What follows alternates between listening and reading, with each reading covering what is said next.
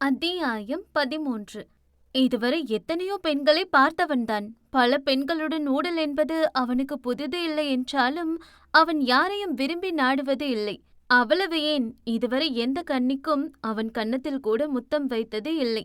ஆனால் ஏனோ அவளின் இதழின் மீது அவனுக்கு அப்படி ஒரு ஈர்ப்பு. எந்த வகையிலும் அவனுக்கு அவள் ஈடு இல்லை என்பது அவன் எண்ணம். ஆனாலும் ஏன் அவள் இதழின் மீது அப்படி ஒரு நாட்டம்? அவள் இதழை விட்டு அவனால் விலகவே முடியவில்லை. அதிலும் சாயம் பூசாத அந்த இதழ்களில் அப்படி என்ன வசியம் செய்துவிட்டாள் அந்த மாயக்காரி? காதல் இல்லா பெண்ணிடம் காமம் மட்டும் காந்தம் போல எட்டி பார்க்குமா? அப்படி என்ன செய்துவிட்டாள் இந்த சோடா புட்டி பெண்ணவள்? அவள் மெல்லிடை அவனுக்கு சப்பாத்தி மாவாய் போனது போல். ஏனோ அவள் கொஞ்சம் கொழு கொழு தேகம் கொண்டவளாய் இருந்திருக்கலாம் என அந்த நிலையிலும் அவன் வீராப்பு மனம் எண்ணாமல் இல்லை. ஜிம்முக்கு போய் ஸ்லிம்மாக என சண்டை போடும் பலருக்கு மத்தியில் அவள் மெல்லிடைதான் அவனுக்கு பிரச்சனையாக தோன்றியது. இதழில் தேன் பருகி கொண்டிருந்தாலும் ஒரு பக்கம் கைகள் என்னவோ அவள் மேனியை அளவெடுக்கும் வேலையை சிறப்பாகத்தான் செய்தது. அதிலும் அவள் இடையில் மாவு பிசைந்தவனின் கரம் அப்படியே மெல்ல உயர்ந்து மேலே நகர்ந்தது. அவனின் ஆராய்ச்சி பட்டியலில் அவள் மட்டும் அளக்க முடியாத அற்புதமாகவும் கணிக்க முடியாத அதிசயமாகவும் தோன்றினாள். இடையே செதுக்கும் பொழுது கஞ்சம் கொண்ட பிரம்மன் மற்ற இடங்களிலும் கஞ்சம் காட்டி விடுவானோ என்று கொஞ்சம் கவலை கொண்டவனுக்கு சற்று மேலே பிரம்மன் தாராளமாகவே செதுக்கிவிட்டான் என்று தோன்றியது. அவள் இதழின் முன் எந்த தித்திப்பும் நீடில்லை. அவள் அழகிற்கு எந்த ரம்பையும் இணையில்லை. அவள் புன்னகை முன் நிலாவும் மிளிர்வதில்லை. அவள் வர்ணனையை குறைத்து சொல்ல எழுத்தாணியும் இயைவதில்லை. அவளை வர்ணிக்க எந்த கவிஞனும் ஏனோ மறுப்பதில்லை. நொடி பொழுதிலும் அவன் அடங்க மறுக்கும் மனம் ஏனோ அழகாய் ஈட்டியது ஒரு கவிதையை. இன்னும் அவள் மேலிதழ் கீழிதழ் என்று தேன் பருகியவன் முத்தத்தில் ஒரு யுத்தமே செய்து கொண்டிருந்தான். அதிக நேரம் முத்தமிடுவதில் கின்னஸ் ரெக்கார்டை படைக்கப் போன சமயம் அந்தோ பரிதாபம், அவன் தாபத்திற்கும் அந்த முத்த தாகத்திற்கும் முட்டுக்கட்டை போடும்படி அந்த தளிர்மேனியால் மெல்ல மெல்ல மயக்கத்திலிருந்து கண் விழித்தாள்.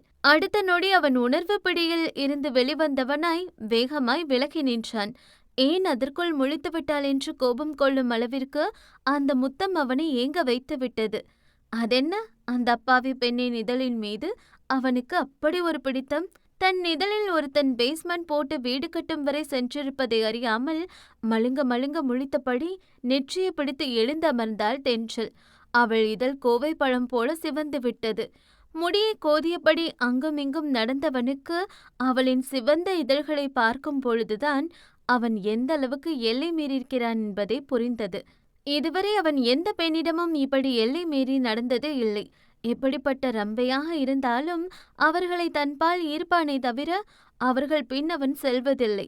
ஆனால் ஏன் இன்று பட்டிக்காட்டு சோடா பொட்டியிடம் தன்னையும் மீறி நடந்து கொண்டோம் என்று அவனுக்கு சுத்தமாக புரியவில்லை. அனலை கண்டு தென்றல் புருவம் இரண்டும் கேள்வியாக விரிந்தது.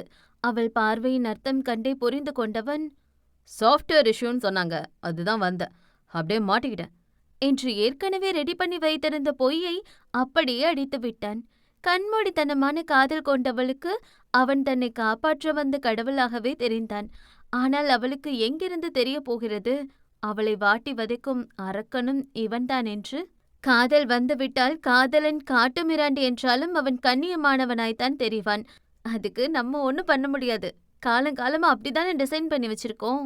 ஒன் செக் என்று சற்று தள்ளி வந்தவன் முடியை அழுத்தி கோதினான். சற்று முன் நடந்த சம்பவம் அவனை பெரிதும் டிஸ்டர்ப் செய்தது. தப்பு அனல், ரொம்ப தப்பு. உன் தகுதி என்ன, தராதர என்ன? கேவலம் இந்த பட்டிக்காட்டு சோடா புட்டி உன்னை மயக்கிருவாளா? அவன் உனக்கு பண்ணதை இப்போ இல்ல, எப்பவுமே நீ மறக்க கூடாது, மன்னிக்கவும் கூடாது. இவ அழுதா மட்டும்தான் அவன் துடிப்பான். அதுக்கு என்ன பண்ணணுமோ அதை மட்டும் பண்ணு என்று இரக்கம் பரிதாபம் என்று அனைத்தையும் ஓரம் கட்டி அவளை மயக்கும் வேலையை மட்டும் சிறப்பாக செய்தவன் அந்த போட்டோவையும் ஆளுக்கு அனுப்பி வைக்க தவறவில்லை.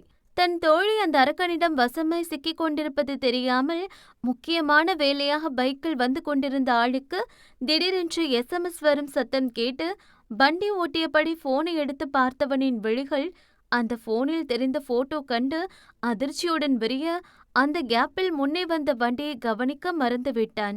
அதனால் அவன் வந்த பைக் தூக்கி அடிக்க பக்கத்தில் இருந்த சுவற்றில் பட்டு கீழே விழுந்தவன் மயக்கத்திற்கு சென்றான். சில மணி நேரங்களுக்கு பிறகு அந்த மூடிய இமைகள் இரண்டையும் கடினப்பட்டு திறந்தவனின் முன்னே பட்டாம்பூச்சி போல் கண்களை சிமிட்டியபடி அமர்ந்திருந்தாள் குட்டை பாவடை போட்ட குட்டி தேவதை. ஏதோ இந்திரலோகத்திலிருந்து இறங்கி வந்த குட்டி தேவதை போலதான் இருந்தாள் அவள்.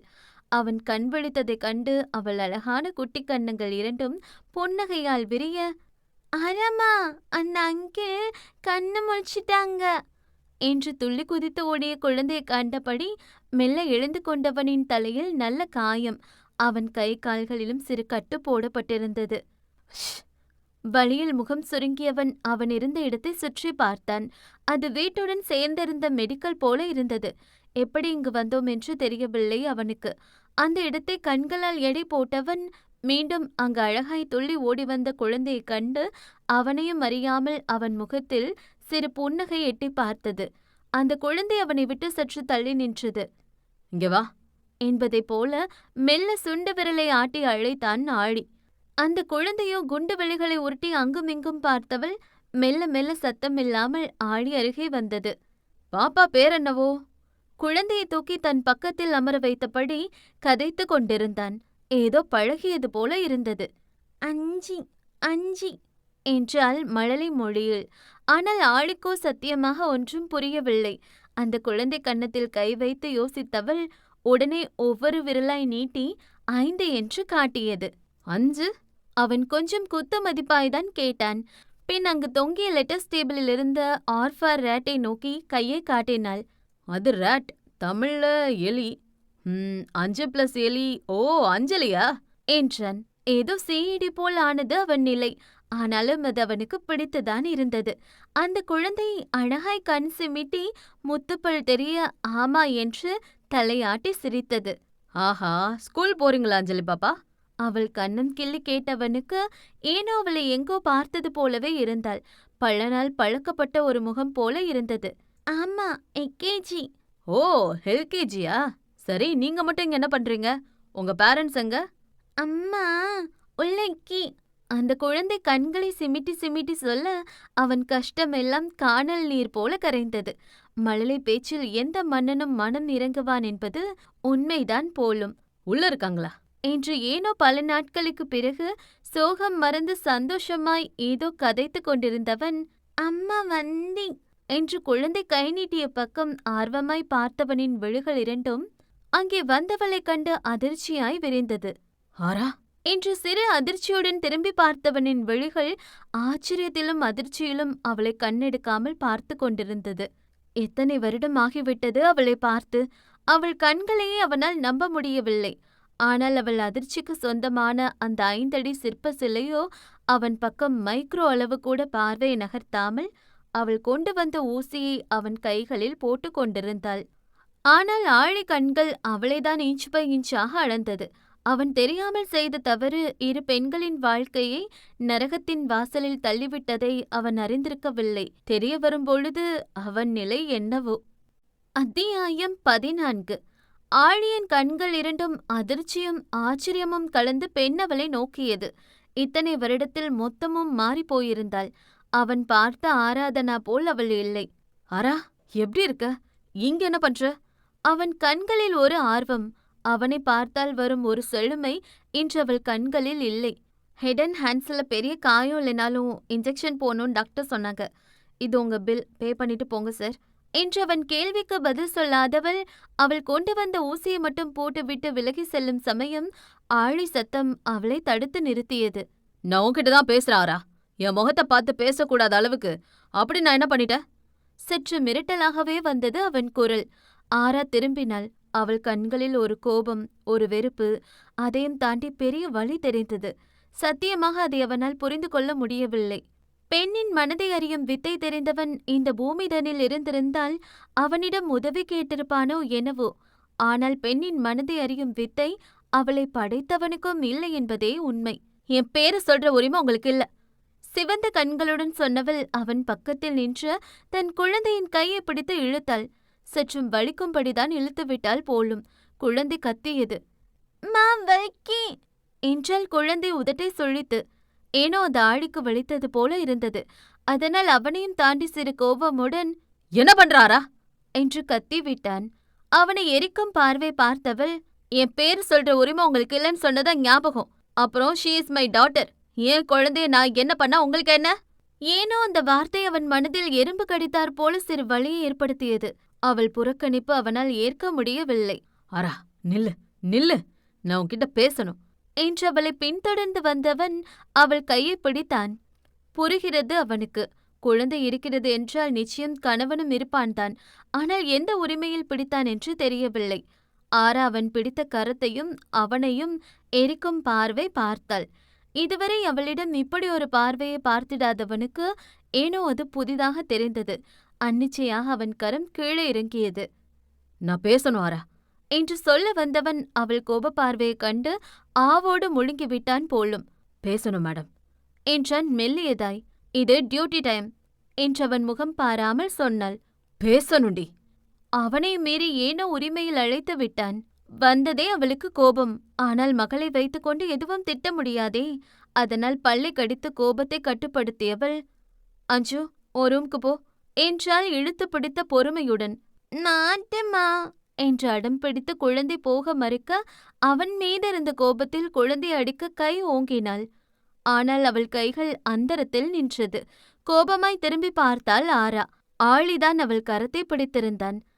எங்கேயோ இருக்கிற கோபத்தை குழந்தை மேல காட்டாத என்றவன் மெல்ல குழந்தை முன் மண்டியிட்டு அமர்ந்தான். அஞ்சுக்குட்டி, நீங்க சமத்து பொண்ணா ரூம்க்கு போனா அங்கிள் நெக்ஸ்ட் டைம் உங்களுக்கு சாக்கி வாங்கி தருவேன். அழகாய் குழந்தையின் கண்ணும் கிள்ளி சொன்னான். பாமிஸ் என்று கண்கள் சுருக்கி அந்த பிஞ்சு கரத்தை நீட்டி அவள் கேட்ட விதம் அத்தனை அழகு. ப்ராமிஸ் என்றான் அவள் கையில் கிள்ளி. அப்போ டாட்டா என்று சமத்து பொன்னாய் கிளம்பி சென்ற குழந்தையை இதழில் தவழ்ந்த புன்னகையுடன் பார்த்து கொண்டிருந்தான் ஆழி. ஆனால் ஆராதனா முகத்தை பார்க்க வேண்டுமே, அப்படி ஒரு கோபம். தன் பிள்ளை தான் சொன்னதை கேட்கவில்லை, அவன் சொன்னதை கேட்டுவிட்டாளே என்ற கோபம் அவளிடத்தில். எனக்கு பேச விருப்பம்ல, வெளியே போ என்றாள் கோபமாக. ஏன், உன் புருஷன் வந்துருவானா? அவன் பேச்சில் அத்தனை நக்கல். ஆராவின் கோபம் எல்லை மீறியது. பொறுக்கி நாயே, அத பத்தி உனக்கு என்னடா கவலை? வெளியே போ, போடா வெளியே. இது கிளினிக் தானே, வெளியே போ. முடியாது, நான் பேசணும். உன்கிட்ட பேச எனக்கு விருப்பம் இல்ல, வெளியே போடா. நான் மட்டும் மரியாதையா பேசணுமா? மேடம் மட்டும் டா போட்டு உரிமையா பேசுவாங்களாம். நான் உன்கிட்ட பேசணும் கொஞ்ச நேரம். உன்னை பார்க்க கூட எனக்கு பிடிக்கல. மரியாதையா வெளியே போ, இல்லைன்னா தனியா இருக்க பொண்ணுகிட்ட பிரச்சனை பண்றேன்னு ஊரை கூட்டி கத்துவேன். வெளியே போடா. தனியா இருக்க பொண்ணா? அப்படின்னா உன் புருஷன் கூட இல்லையா? எங்க அவன்? எப்ப கல்யாணம் ஆச்சு உனக்கு? ஏன் என்கிட்ட சொல்லல? நான் சொன்ன மாதிரி உன் புருஷன் ஒரு கஞ்சா குடிக்கி குடிகார பயலா தானே இருப்பான். வர சொல்லு, அவன் கிட்ட பேசிட்டு போறேன் என்று இதழின் ஓரம் எட்டி பார்த்த நக்கல் புன்னகையுடன் சொல்ல, ஆராவின் கண்களில் அவளையும் தாண்டி கண்ணீர் துளி எட்டி பார்க்க உதட்டை கடித்து அழுகையை கட்டுப்படுத்தியவள் அடுத்த நொடி ஓங்கி அறைந்திருந்தாள் ஆழியை. அவள் கோபம் கொள்வாள் என்று தெரியும். ஆனால் அடிப்பாள் என்று எதிர்பாராத ஆழி அதே கோபத்துடன் திரும்பி அவளை ஒரு அடி விட அவன் அடிக்க சுருண்டு போய் கீழே விழுந்தாள் ஆரா. பக்கத்திலிருந்து கூர்மையான சுவற்றில் பட்டு அவள் நெற்றியில் ரத்தம் எட்டி பார்க்க கன்னத்தை பிடித்தபடி திரும்பி பார்த்தாள் ஆரா. இருவரின் விழிகளும் ஒன்றாய் சங்கமிக்க சில நினைவுகள் காணல் நீராய் வந்து மறைந்தது இருவருக்கும். 20 துவக்கத்தில் அந்த காலேஜில் கெத்தாய் வலம் வந்த ஆழி இப்போதிருக்கும் அமைதிக்கு இலக்கணமாய் அப்பொழுது இருந்ததில்லை. தொட்டால் எட்டி பார்க்கும் கோபமும் திமிரும் நிறைந்தவன். ஆழி, வாலு மேல எவனோ கை வச்சிட்டான். உடனிருந்தவன் சொல்லிக்கூட முடிக்கவில்லை. அடுத்த நொடி கை சட்டையை மடித்து விட்டபடி வேக எட்டுடன் சென்றவன் அங்கு நக்கலாய் வரும் போகும் பெண்களை கிண்டல் செய்து கொண்டிருந்த ஒருத்தனை ஓங்கி ஒரு உதை விட்டான். அதோடு மட்டுமில்லாமல் அவன் கையிலிருந்த காப்பை கழட்டி கைகளில் மடக்கியவன் ஓங்கி குத்தினான் வெறி பிடித்தவனைப் போல. ஏதானா, அங்கே உன் ஆளு அந்த சீனுவை அடிச்சே கொணருவான் போல, சீக்கிரம் போடி. தோழி ஒருத்தி பதட்டமாய் சொன்னதை கேட்டு கையில் இருந்த புத்தகத்தை எல்லாம் கீழே போட்டவள் வேகம் எடுத்து ஓடினாள் கிரவுண்ட் பக்கம். இன்னும் கொஞ்சம் இருந்தால் அவனை கொன்றிருப்பான் ஆழி. ஆனால் அதற்குள் ஓடி வந்த ஆரா அவனை தடுக்கும் நோக்கில் முன்னே வர ஆழியின் கரம் அவளின் கன்னத்தை பதம் பார்த்தது. அப்படி ஒரு அடி. அடுத்த நொடி தரையில் விழுந்திருந்தாள் ஆராதனா. ஏய், ஏண்டி குறுக்க வந்த? உச்சகட்ட கோபத்தில் கத்தியவன் கோபத்தை கட்டுப்படுத்தி ஒற்றை காலை மடக்கி அவள் முன்னே அமர்ந்தான். அத்தனை பேரின் முன் சற்றும் கூச்சமில்லாமல் அவளை தன் கைகளில் ஏந்தி கொண்டு சென்றான் ஃபர்ஸ்ட் எய்ட் செய்யும் இடத்தை நோக்கி. பின் அவனை ஆயில்மெண்ட் எடுத்து அவள் கன்னத்தில் போட்டு விட்டான், அவளுக்கு வலிக்காதபடி. எதுக்கு ஆழி இவ்வளோ கோபப்படுற? தயங்கி தயங்கி சொன்னவளை கோப பார்வை பார்த்தான். உன் மேல ஒருத்தன் கைய வைக்க வந்திருக்கான், அவனை சும்மா விட சொல்றியா? அமைதியிலும் பொறுமையிலும் கூட இப்படி ஒரு கோபத்தை காட்ட முடியுமா என்பதை அவனிடமிருந்தே கற்றுக்கொள்ள வேண்டும் போல. அவளிடத்தில் பதில் இல்லை. அப்படியே இருந்தாலும் அவனிடம் பேசும் தைரியம் இப்பொழுது அவளுக்கு இல்லை. காதலியாக இருந்தாலும் கட்டியவளாக இருந்தாலும் அவன் கோபம் எல்லை மீறும் சமயம் அமைதியாகத்தான் இருக்க வேண்டும். இல்லையெனில் இழப்பு எதிரில் இருப்பவருக்கே. அவள் காயத்திற்கு மருந்திட்டு முடித்தவன் மெல்ல அவள் இதழை நோக்கி குனிந்தான். ஆரா தயக்கத்துடன் பின்னே நகர்ந்தாள். என்ன பிடிக்கலையா? உடனே ரோஷம் வந்துவிட்டது அவனுக்கு. காலேஜ் தயங்கிக் கொண்டே சொன்னாள். So what? என்றவன் அடுத்த நொடி அவள் பின்னந்தலையில் இறுக்கம் கொடுத்து முன்னே இழுத்தவன் அவளின் சிவந்த இதழை மெல்ல வருடி கொடுத்தான். உன் லிப்ஸ்ல மட்டும் மொத்த ஸ்வீட் கடையும் பதுக்கி வச்சிருக்கியா? என தலையை ஒரு பக்கமாய் சாய்த்து அவள் இதழை நோக்கி குனிந்தான்.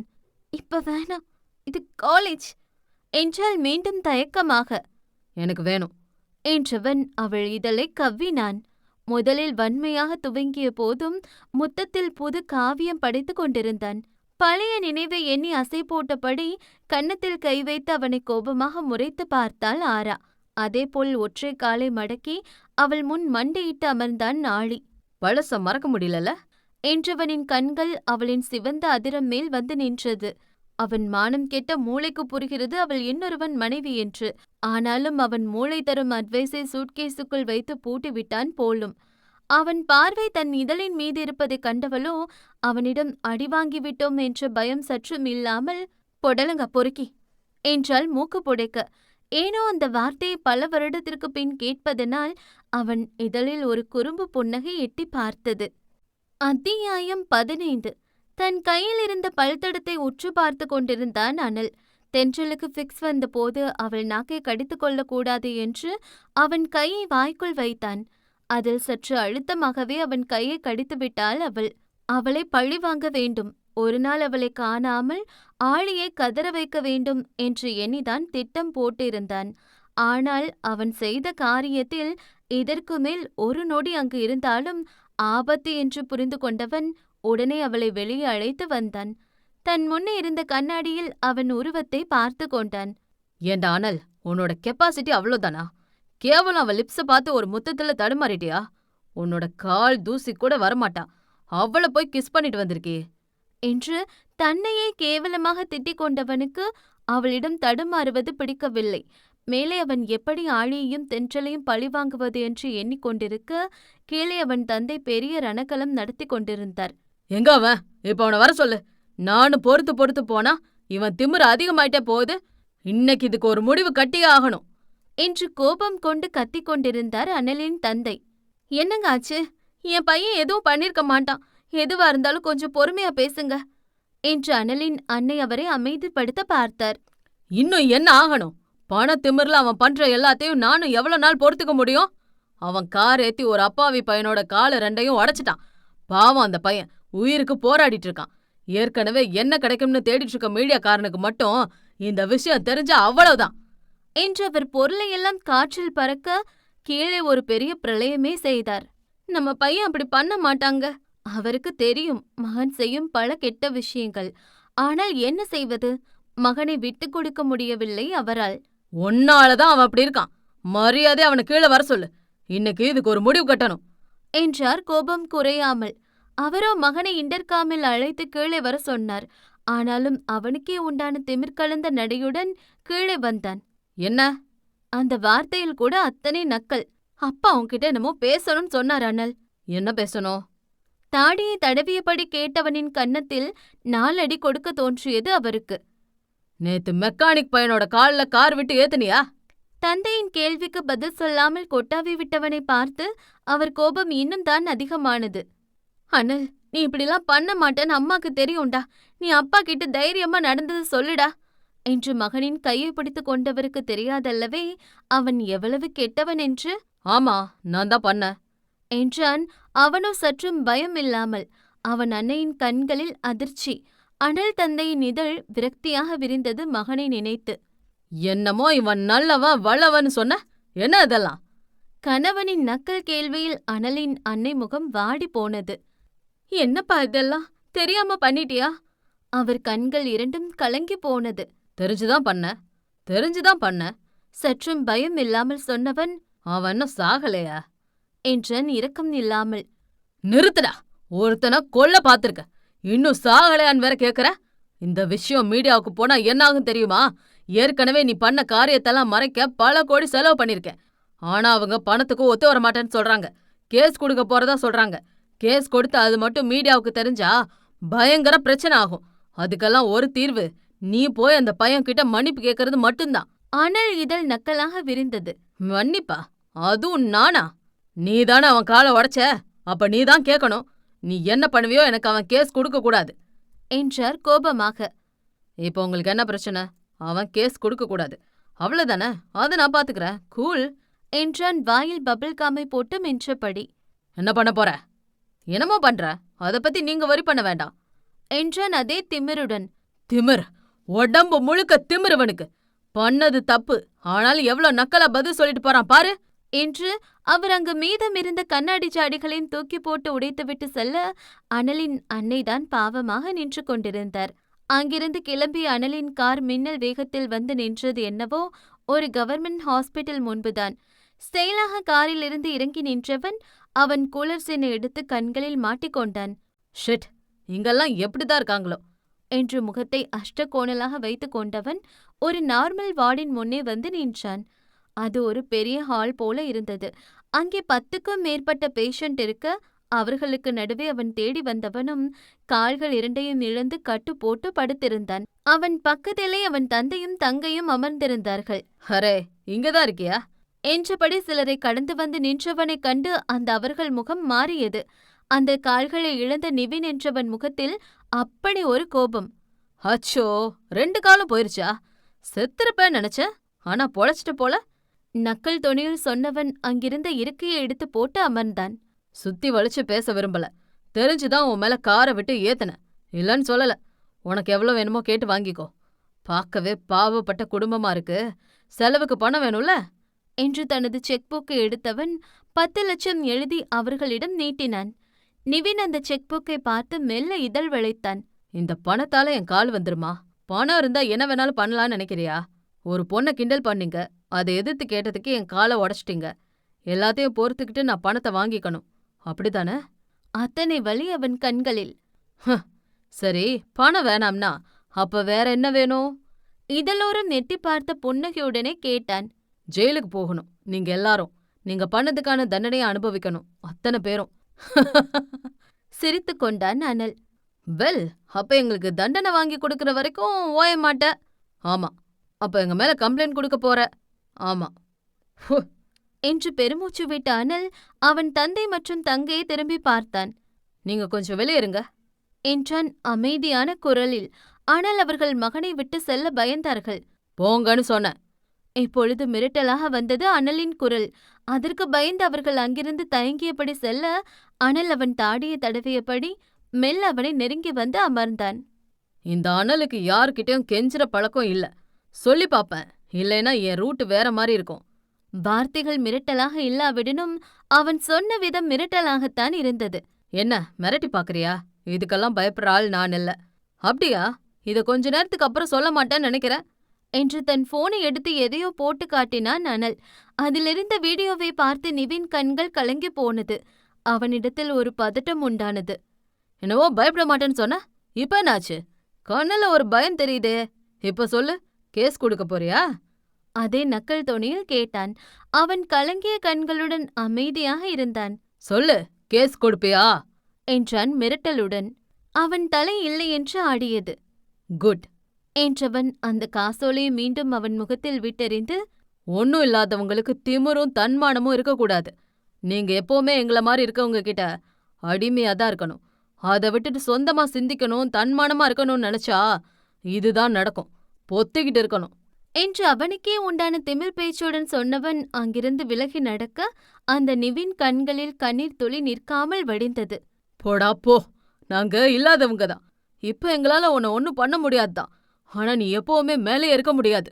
நீயும் ஒரு நாள் இல்லாம ஆவ. அப்ப தெரியும் எங்கள மாதிரி இல்லாதவங்க வலி. அந்த நாள் சீக்கிரமே வரும் என்றான் வலி நிறைந்த கண்களுடன். இருக்கப்பட்டவர்கள் இல்லாதவர்களை பார்க்கும் விதமும் நடத்தும் விதமும் அவர்கள் வீட்டு நாயை விட மோசமாகத்தான் இருக்கும். அத்தியாயம் 16. குழந்தை மனம் அறியாதவன் கையில் கிடைக்கும் பொம்மை சிதைந்துதான் போகும். அதுபோலதான் தென்றலின் உண்மையான குணத்தை அறியாத அனலுக்கு அவன் பழிவாங்கும் உணர்வு மட்டுமே பெரிதாக தெரிந்தது. இதில் தென்றல் எந்த அளவுக்கு பாதிக்கப்படுவாள் என்பதை அவன் ஒரு பொருட்டாக கூட கருதவில்லை. தென்றலும் அனலும் கொஞ்சம் கொஞ்சமாக நெருங்கி பழக ஆரம்பித்தார்கள். அதிலும் அவன் மீது ஒருதலை காதல் கொண்ட தென்றலுக்குத்தான் இது இன்ப அவஸ்தையாக இருந்தது.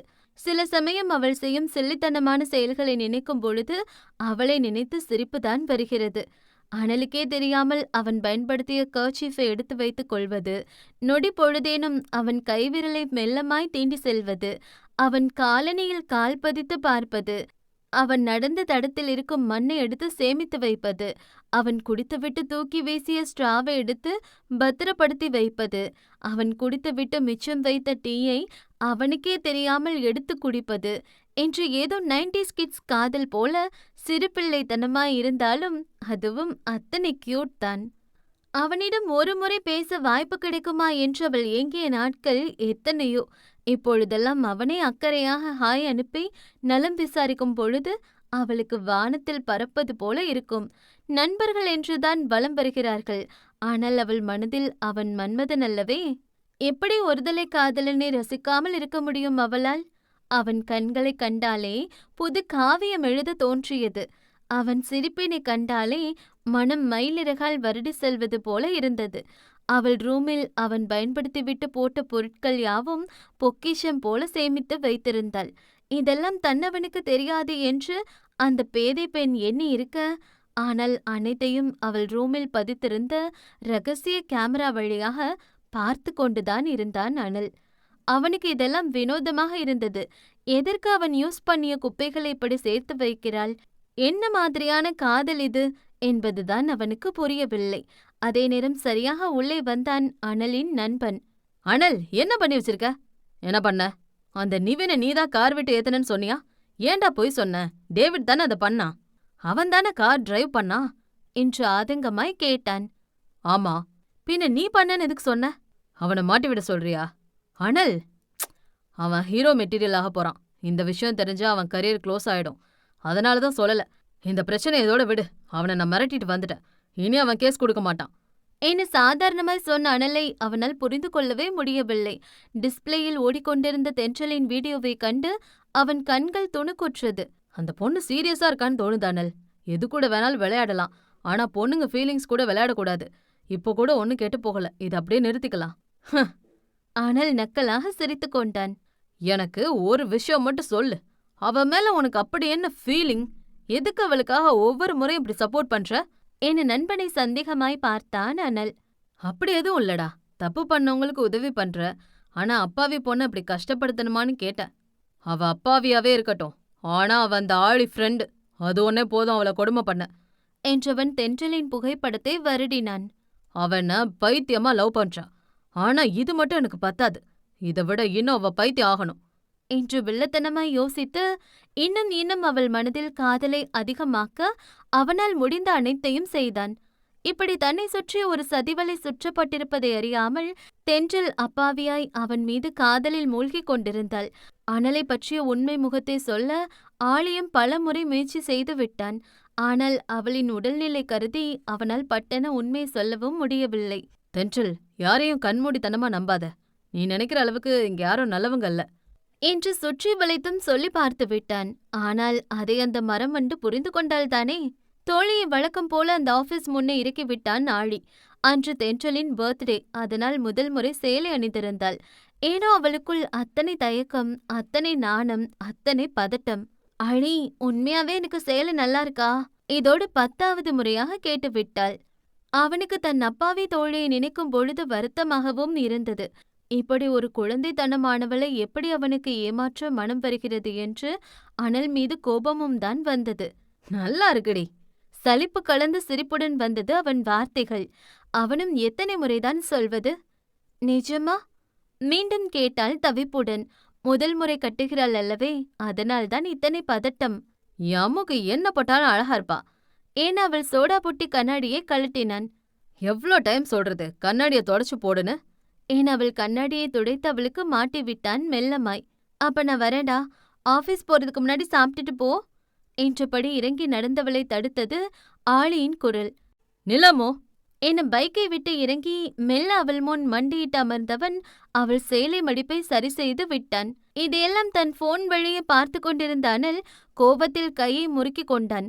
அவளை கண்காணிக்கவே பணம் கொடுத்து ஆள் செட் பண்ணி வைத்திருக்கிறான். அவர்கள் நொடிக்கு ஒரு முறை அனைத்தையும் வீடியோ எடுத்து அனலுக்கு அனுப்பி கொண்டேதான் இருப்பார்கள். இத கொஞ்சம் மேல சொருவிருக்கணும்டி, நடக்கும்போது பின்னும், அப்புறம் விழுந்துருவடி என்றான் அவள் சேலை மடிப்பை அழகாய் சரி செய்தபடி. அவளுக்கு எங்கிருந்து தெரியும்? முதல் முறை யூடியூப் பார்த்தல்லவா கட்டியிருக்கிறாள். நேர்த்தியாக எடுத்து விட்டவன் அவள் இடை தெரியாமல் மறைத்து விட்டான். அம்மோ, இனிமே எங்க போனாலும் என்கிட்ட சொல்லாம போகாத. என்ன நடந்தாலும் என்கிட்ட சொல்லணும், சரியா? என்றான் அவள் கன்னம் பற்றி தவிப்புடன். தென்றல் முத்துப்பல் தெரிய சிரித்தாள்.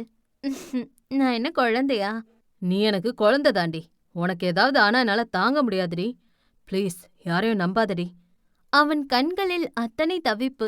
அவளிடம் நேரடியாக சொல்ல முடியாத அளவுக்கு அந்த வீணாய் போனவன் மீது பைத்தியமாகிக் கொண்டிருக்கிறாள் இந்த பேதைப்பெண். சரி, எங்க போனாலும் சொல்ற, இப்பவாது சிறியேன், எதுக்கும் உம்முன்னு இருக்கா? ஆளி மெல்ல இதழ் வளைத்தவன் அவள் கன்னம் கிள்ளி பைக்கிலிருந்து ஒரு கிஃப்ட் பார்சலை எடுத்தான். எனக்கா? ஆசையுடன் கேட்டவள் திறந்து பார்த்தாள். அதில் மெல்லிய தங்க செயின் இருந்தது. நல்லா இருக்குடா, எப்ப வாங்குன? நேத்துதான் என்று அவனே அந்த செயினை அவளுக்கு போட்டு விட்டான். சரி போ என்றவள் தலையை வருடி கொடுத்து அனுப்பி வைத்தவனுக்கு ஏனோ தென்றலின் சிரித்த முகத்தை பார்க்கும் பொழுது அஞ்சலி பாப்பாவின் சிரித்த முகம் ஞாபகம் வந்தது. அதே சமயம் ஆழி தென்றலுக்கு செயின் மாட்டி விடுவதைக் கண்டு அனல் தன் போனை தூக்கி சுவற்றில் அடிக்க அதுவோ சில்லு சில்லாக உடைந்து நொறுங்கியது. ஆழி அங்கிருந்து செல்வதை உறுதிப்படுத்திக் கொண்ட தென்றல் ஆபீஸ் செல்லாமல் அப்படியே ரிவர்ஸ் எடுத்து அங்கிருந்த ஆட்டோவை பிடித்து பக்கத்திலிருந்து சிவன் கோவில் நோக்கி சென்றாள். இப்பொழுதெல்லாம் நண்பனிடம் நிறைய விஷயங்களை மறைக்க துவங்கியிருந்தாள் அந்த கேடி பெண். அதுவும் அனலின் வேலைதான்.